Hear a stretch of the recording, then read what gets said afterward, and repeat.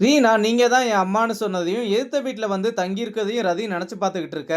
தேவ் வந்து இன்னைக்கு நீ வேலைக்கு போகலையான்னு கேக்குறாரு.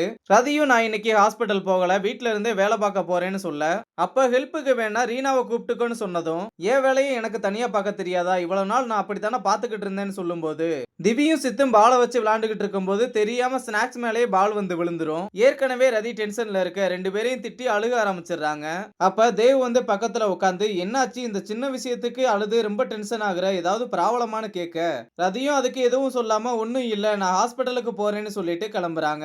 இங்க ஹாஸ்பிட்டல்ல குணா கிட்ட ராக்கி ரீனாவை பத்தி பேசிக்கிட்டே இருக்க, என்னடா லவ் பண்றியான்னு கேட்டா, இல்லடா ஆனா ஏதோ உள்ள ஒரு மாதிரி பண்ணுது, அதான் ரீனாவை டின்னருக்கு கூப்பிட்டு என்னன்னு கேட்க போறேன்னு சொல்ல, குணாவும் இதை கேட்டு ஆல் த பெஸ்ட் சொல்றான். அங்க கட் பண்ணா ரவி அந்த குற்றவாளியை செக் பண்ணிட்டு இருக்கும்போது, அசந்த நேரத்துல கழுத்துல கத்திய வச்சு நான் உன்னை ஒண்ணும் பண்ண மாட்டேன், எனக்கு இங்க இருந்து தப்பிச்சா போதும்னு சொல்ல, இத பார்த்த ஒரு நர்ஸ் சத்தம் போட்டதும் போலீஸும் நம்ம பசங்களும் அங்க வந்துடுறாங்க.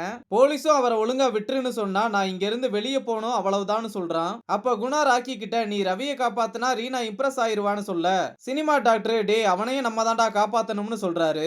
ரீனா நவீன் கிட்ட பேனாவை வச்சு குத்தி காப்பாத்த சொன்னா நவீன் என்னால முடியாதுன்னு சொல்றான். இவன் ஆக மாட்டான்னு தெரிஞ்சு கிஷோரை கர்டைனை பிடிச்சு இழுக்க சொல்ல அவனும் இழுத்ததும், கொலகாரன் அந்த பக்கம் பார்க்க ரீனா பேனாவை வச்சு குத்தி ரவியை காப்பாத்தினதும் ரீனா கையில கத்திய வச்சு கிழிச்சு விட்டுறான். இத பார்த்ததுமே ரதி ரீனான்னு கத்த, திவியையும் சித்தையும் நினைச்சு பார்த்துட்டு அங்க இருந்து கிளம்பிடுறாங்க.